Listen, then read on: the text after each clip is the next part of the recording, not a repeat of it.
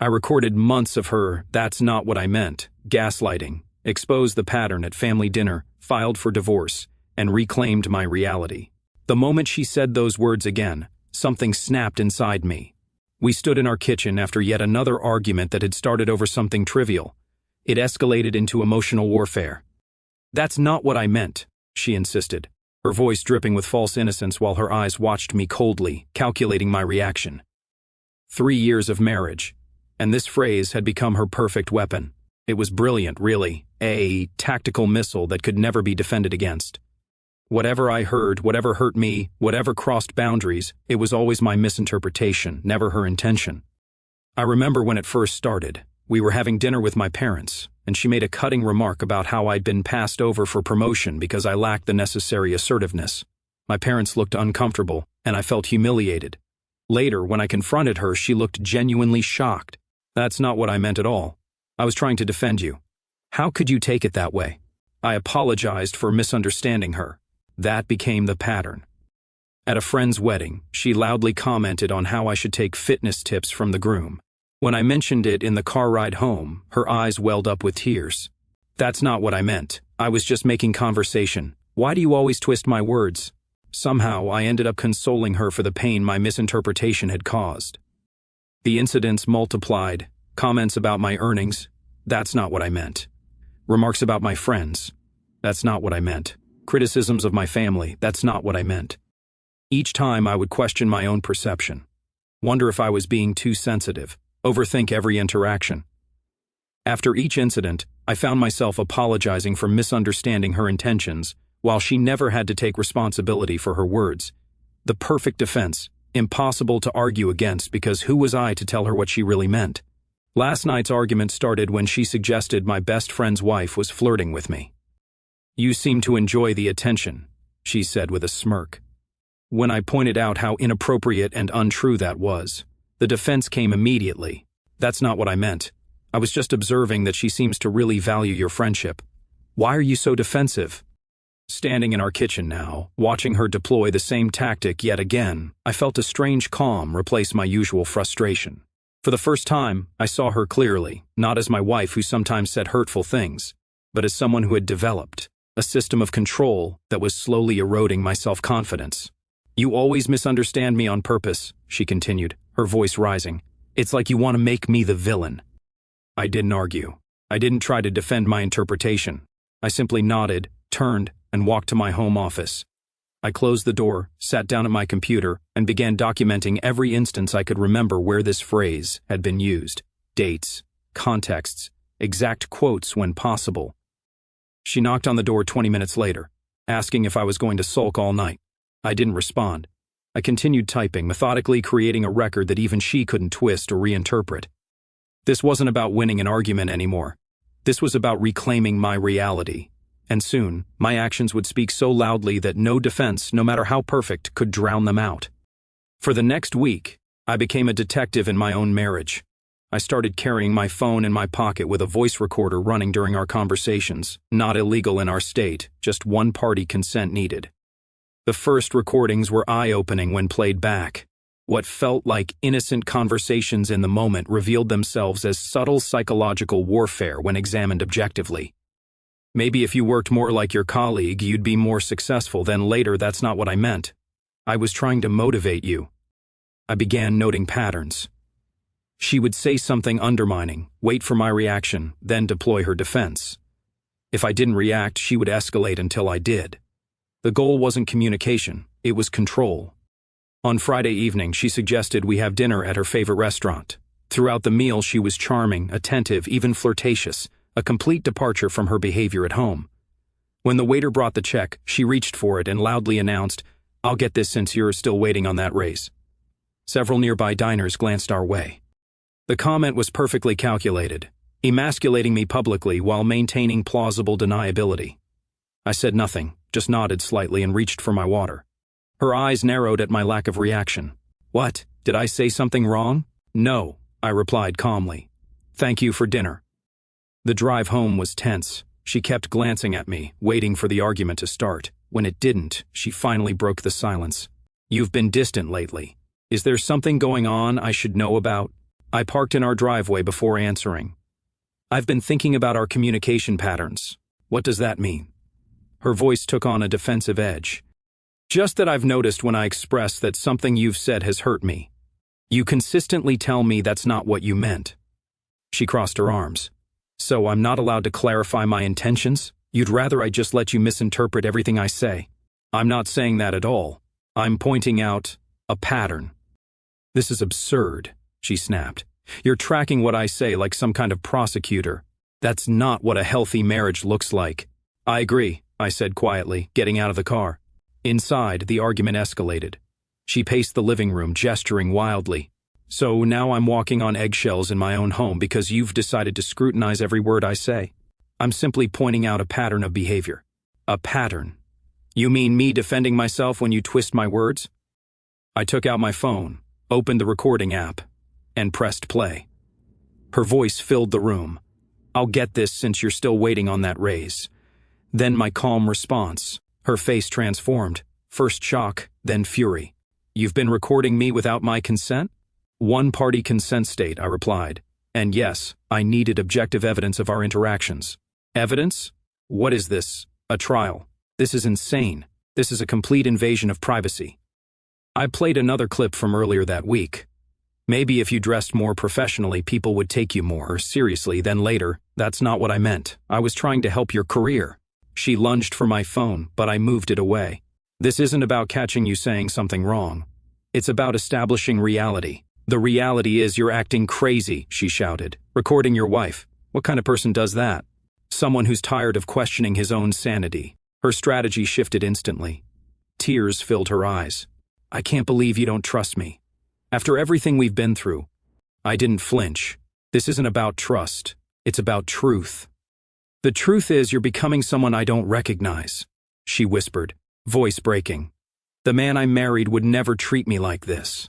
I met her gaze steadily. The woman I married wouldn't need to say that's not what I meant after every hurtful comment. She stared at me, realizing her usual tactics weren't working. Then she stormed upstairs, slamming our bedroom door. I stood alone in the living room, feeling strangely calm despite the confrontation. The battle lines were drawn. She had her perfect defense. Now I had something more powerful, irrefutable evidence. The tension in our home became unbearable. Over the next few days, she alternated between cold silence and tearful accusations about my paranoia. I maintained my composure, continuing to document every interaction while going about my normal routine. Her inability to provoke me into our usual arguments clearly unsettled her. Tuesday evening, my phone buzzed with a text from my closest friend asking to meet for a drink. I hadn't confided in anyone about the situation, but something in his message suggested urgency. I told her I was heading out for a bit. She barely acknowledged me, engrossed in her phone. At the bar, my friend looked uncomfortable as we sat in a corner booth. After some small talk, he finally got to the point. Look, I need to tell you something, and you're probably not going to like it. He explained that his wife had been having lunch with mine last week. During their conversation, my wife had made several disturbing comments about me, claiming I was becoming increasingly unstable, suggesting I might be having some kind of breakdown, and even hinting that she was concerned about my behavior toward her. She told my wife she's afraid you might become violent, he said, unable to meet my eyes. She asked my wife not to tell you because she's handling it. What's going on, man? The strategic brilliance of her move hit me like a physical blow. She was laying groundwork, creating a narrative where any evidence I presented would be dismissed as the desperate actions of an unstable man. I felt a cold anger unlike anything I'd experienced before. I took a deep breath and told him everything. The constant psychological manipulation, the gaslighting, the recordings. I played a few clips from my phone.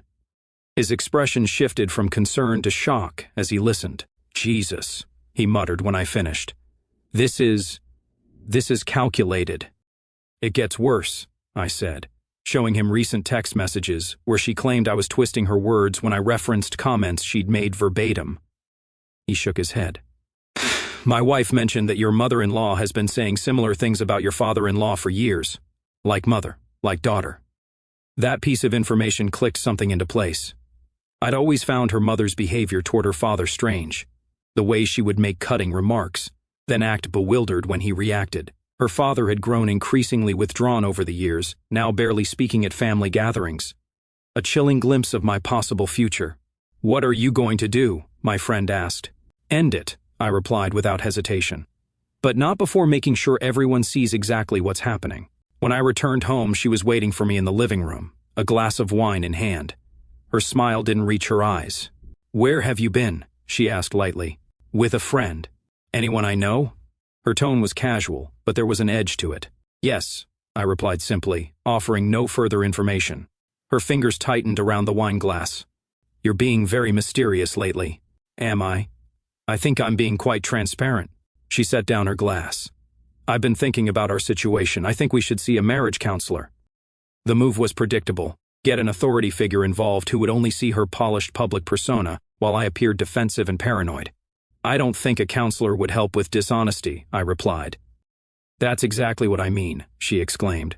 "You keep accusing me of lying when I'm just trying to explain myself. You refuse to believe that your interpretations might be wrong. I don't think recordings can be misinterpreted." Her expression hardened. "Those selective little clips you've been gathering, that's not a representation of our relationship. That's you cherry-picking moments to fit your narrative." I nodded as if considering this. "You know what? You're right." For a moment, relief flashed across her face. "That's why I've decided to be more thorough," I continued. "I've been recording all of our conversations in full. No selective clips, no editing. Just the complete, unfiltered reality of how we interact." The color drained from her face. "You've been recording everything?" "Everything," I confirmed. "For weeks now." "I want those recordings deleted," she demanded, voice shaking. "All of them, now." "No," I replied calmly. "I don't think I will." She stood up, hands trembling. "You can't do this. This isn't legal. One-party consent state," I reminded her. "Perfectly legal." Her mask slipped completely then. No tears, no wounded innocence, just pure, cold fury. "You think you're so clever with your recordings. Nobody will believe you. They'll see exactly what I want them to see. A controlling, paranoid husband who's losing touch with reality." I smiled for the first time in weeks. "Thank you for finally being honest." The look she gave me would have shattered glass. In that moment, we both knew the game was over. The only question was who would control the endgame. The annual family gathering at her parents' house arrived the following weekend. She'd insisted we maintain appearances by attending together, probably assuming I wouldn't dare confront her in front of family. What she didn't realize was that I'd chosen this exact setting for my endgame. During the drive, she attempted to establish ground rules. "Let's put aside our issues for today," she suggested with forced pleasantness. "My family doesn't need to be dragged into our private matters." I nodded without committing to anything. Her confidence was palpable. These were her people, her territory. She'd controlled the narrative here for years. When we arrived, she immediately transformed into her public persona, cheerful, attentive, the perfect wife. Her performance was flawless as she told amusing anecdotes about our life together, carefully edited to present herself as supportive and me as somewhat hapless but lovable. Her father caught my eye across the room during one of these stories. There was something in his gaze, recognition perhaps, a flash of understanding between two men experiencing the same reality distortion field. During dinner, her mother dominated the conversation in a manner strikingly similar to her daughter's, making subtly cutting remarks, then acting surprised when anyone took offense. I watched her father retreat further into himself with each interaction, occasionally nodding mechanically. "So, how are things really going with you two?" her sister asked during a momentary lull. Before I could respond, my wife jumped in. "We've had some communication issues lately. He thinks I'm too critical." She laughed lightly, patting my hand. "I keep telling him that's not what I mean when I say things, but he takes everything so personally." Several family members nodded sympathetically. I noticed her mother giving her a slight, approving smile. "Actually," I said calmly, "I've been wanting to discuss that with everyone." I took out my phone and placed it on the table.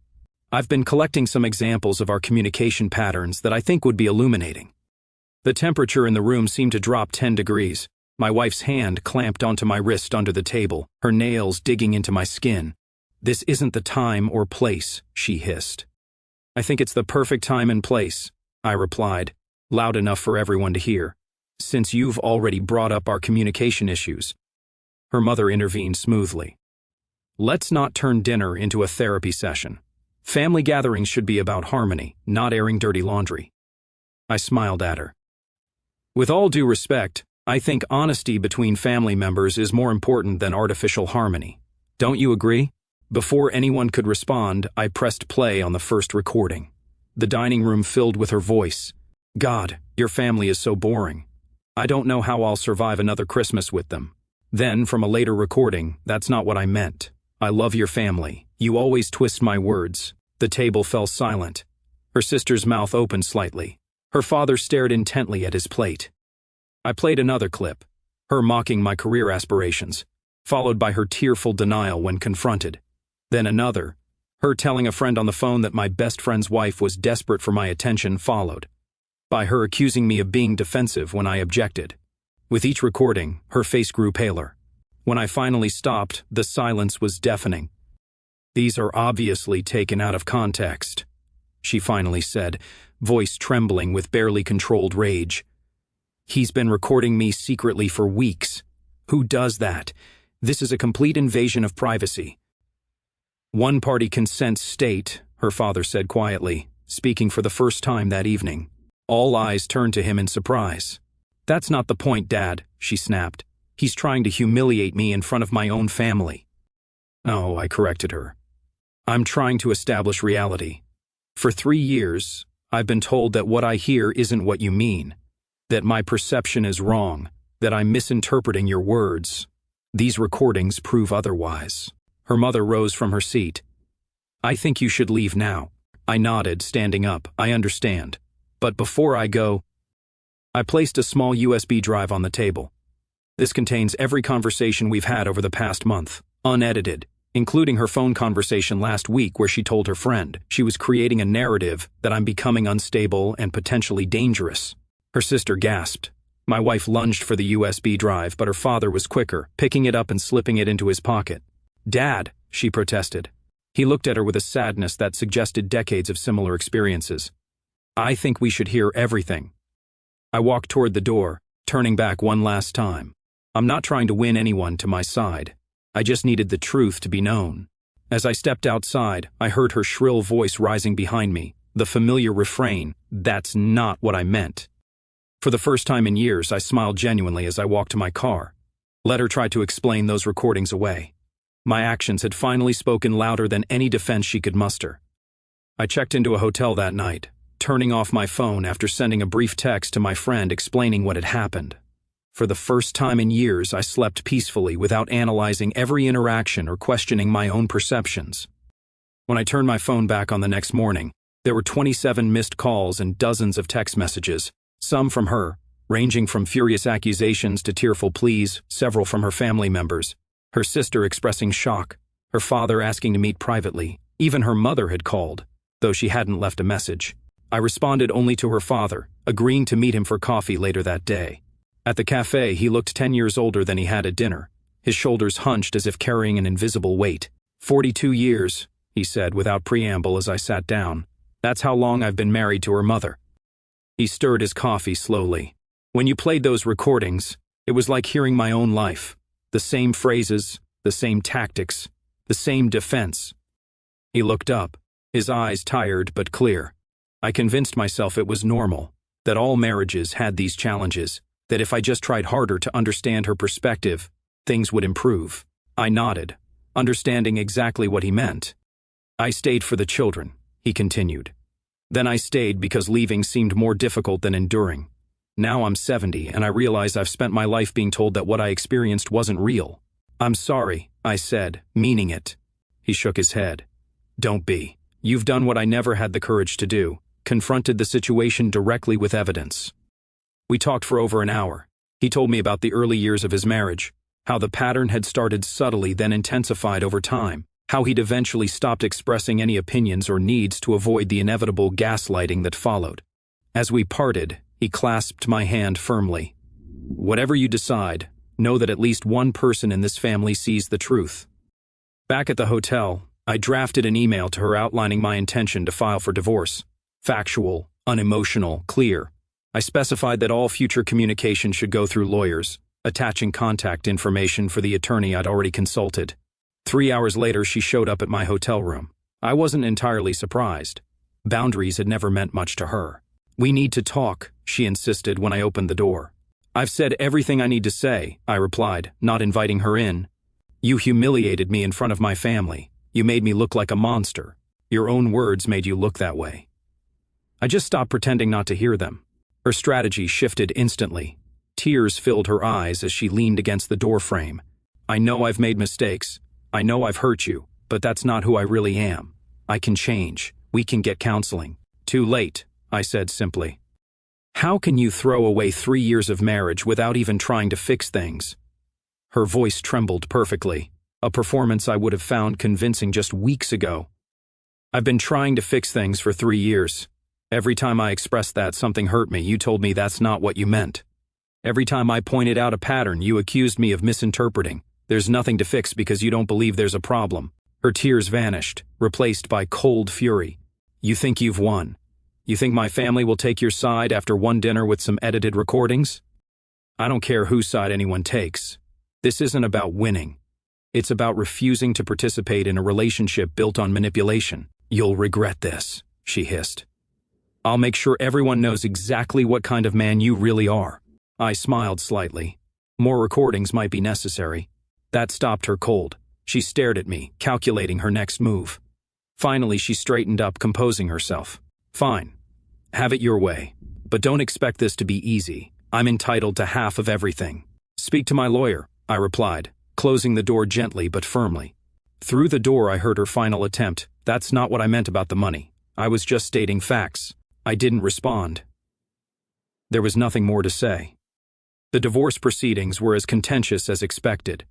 She alternated between painting herself as the victim of an emotionally abusive husband and claiming she'd never meant to hurt me. I'd simply been too sensitive. Her mother backed her narrative enthusiastically, but something had changed in the family dynamic. Her father testified about the pattern of behavior he'd witnessed throughout our marriage. Her sister, after listening to more of the recordings, reluctantly admitted that she'd seen similar behavior, but had dismissed it as normal marital friction. My attorney played selected recordings during key moments in the proceedings. The judge listened impassively, but I noticed her expression harden each time my wife attempted to claim that's not what I meant about statements captured in her own voice. Months after that fateful family dinner, our divorce was finalized. The settlement was fair, equitable division of assets with no ongoing financial entanglements. A clean break. As I left the courthouse for the final time, I felt neither triumph nor regret, just a profound sense of relief. The weight of constantly questioning my own reality had lifted. My actions had finally spoken louder than her words ever could. 1 year later, I sat across from her father at the same cafe where we'd had our conversation after the family dinner. We'd maintained contact throughout the divorce and developed an unexpected friendship. In many ways, he understood my experience better than anyone else could. "She's engaged again," he informed me, watching for my reaction. I nodded, feeling nothing but a distant concern for her new fiancé. "How long have they been together?" 6 months. He's younger. Seems compliant." He frowned. I tried to talk to him, but he thinks I'm just a bitter old man interfering in my daughter's happiness. "You can't save someone who doesn't want to be saved," I replied. He sighed heavily. "No, you can't. But at least I tried." He took a sip of his coffee. "Her mother still won't speak to me. Says I betrayed the family by supporting you." After our confrontation, he'd finally stood up to his wife after decades of submission. They were still together, but the dynamics had shifted dramatically. He'd reclaimed his voice, inspired partly by my example. "Do you regret it?" I asked, standing up for the truth. "Never," he smiled ruefully, though dinner conversations are considerably more tense these days. We talked about his grandchildren, my new apartment, the consulting business I'd started. As we were about to leave, he hesitated, then asked the question I knew had been on his mind. "Are you seeing anyone?" I nodded, taking it slow. "She's..." I paused, searching for the right words. "She's direct, honest. If something bothers her, she says it plainly. If I misunderstand her, she clarifies without making me question my perception." "Sounds terrifying," he joked, but his eyes were serious. "And wonderful." "It is," I agreed. "Both." Later that evening, I received a text from an unknown number. It was her. Despite changing my number twice, she always seemed to find ways to contact me. "I heard you're dating someone. Hope she knows what she's getting into with your trust issues and recording habits." I didn't respond, but I saved the message. Old habits die hard. Then I blocked the number again. My phone rang almost immediately, my friend calling with a warning. Just a heads up. Your ex has been contacting people in our circle, telling them you were emotionally abusive, that the recordings were manipulated, that you're potentially dangerous. Let me guess, that's not what she meant if confronted? Exactly. Classic move. I thanked him for the warning, but felt strangely untouched by her attempts to rewrite history. The people who mattered knew the truth. Those who chose to believe her narrative without question weren't people I needed in my life anyway. The revelation that had changed everything for me wasn't just about her behavior, it was about my response to it. For years, I tried to reason with someone who had no interest in reason. I'd attempted to establish mutual understanding with someone committed to distorting reality. I'd sought compromise with someone who saw relationships as power struggles to be won at any cost. My mistake hadn't been failing to communicate better. It had been continuing to engage in a game rigged from the start. The lesson hadn't been easy or cheap. 3 years of marriage, thousands in legal fees, and countless hours of therapy to rebuild my sense of reality. But the freedom I'd gained was priceless. 2 weeks later, I was having dinner with my new girlfriend when I overheard a familiar phrase at a nearby table. A woman was telling her partner, "That's not what I meant," in that same tone that had become so familiar to me. I watched as the man's face fell, as he began to apologize for misunderstanding. I recognized the pattern instantly, his uncertainty, her confidence, the subtle power dynamic establishing, who defined reality in their relationship. For a moment, I considered saying something, warning him, showing him the future that awaited if he continued down this path. Instead, I reached across the table and took my girlfriend's hand. "There's something I want to tell you about my marriage," I said quietly. "Something important." She squeezed my hand encouragingly, her eyes direct and clear. As I shared my story, keeping my voice low but honest, I noticed the man at the other table glancing over occasionally, listening. Whether by coincidence or design, I'll never know if my words reached him. But in that moment, I realized that the most powerful action I could take wasn't confronting my ex-wife or warning others about her specifically. It was simply speaking the truth about a pattern many experience, but few recognize until it's too late. My ex had indeed perfected "that's not what I meant" defense. It had worked flawlessly until the day my actions finally spoke louder than her words. Not through shouting or drama, not through retaliation or vengeance, but through the simple, powerful act of refusing to accept a distorted reality any longer. Sometimes the most decisive action you can take isn't what you do, it's what you refuse to do. In my case, I refused to keep playing a game I could never win. And in that refusal, I found a victory more complete than any argument could have provided. I reclaimed not just my relationship status, but my perception of reality itself. That was an action that spoke loud enough to drown out any defense, no matter how perfect. Our story has come to an end. If you've made it this far, how about subscribing to our channel? It helps us immensely. I've selected 2 other videos for you that I'm sure you'll enjoy. Feel free to click on them. I'll be waiting for you in the next story. See you soon.